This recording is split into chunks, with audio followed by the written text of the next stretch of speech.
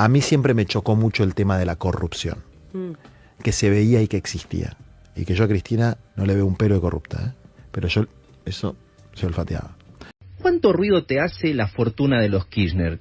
Ya, sí. A mí me hace ruido, a la base no. A mí me hace ruido porque yo creo que la regeneración de la política es necesariamente un voto, no te digo de pobreza, pero sí de simplicidad de vida.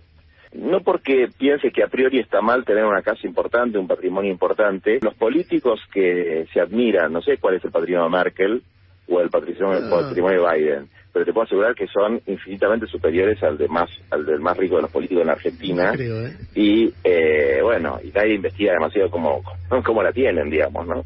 ¿Quiénes son los ocupas de territorio, de grandes extensiones de territorio en Argentina que compraron a precio vil? Lewis, Benetton y también Lázaro Báez. Yo quiero que se distribuya la tierra de Benetton, pero también la de Lázaro Báez. No me importa de qué partido político